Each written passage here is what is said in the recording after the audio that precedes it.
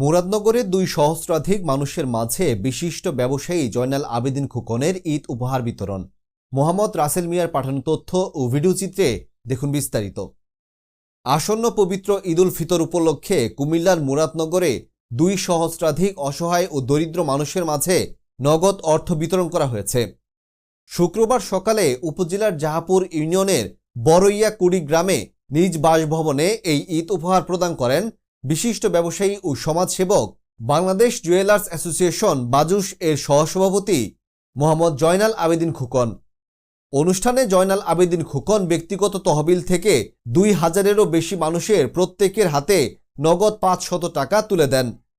অর্থ বিতরণকালে তিনি বলেন, সামর্থ্য অনুযায়ী নিজ এলাকার পিছিয়ে পড়া মানুষের পাশে দাঁড়ানো আমাদের নৈতিক দায়িত্ব। ঈদের আনন্দ যেন সবার ঘরে সমানভাবে পৌঁছায়, সেই লক্ষ্যেই আমার এই ক্ষুদ্র প্রয়াস। এ সময় স্থানীয় গণ্যমান্য ব্যক্তিবর্গ উপস্থিত ছিলেন। দীর্ঘ লাইনে দাঁড়িয়ে সুশৃঙ্খলভাবে নগদ অর্থ গ্রহণ করতে পেরে নিম্ন আয়ের সাধারণ মানুষ সন্তোষ প্রকাশ করেন এবং জয়নাল আবেদিন খোকনের এই মানবিক উদ্যোগের প্রশংসা করেন।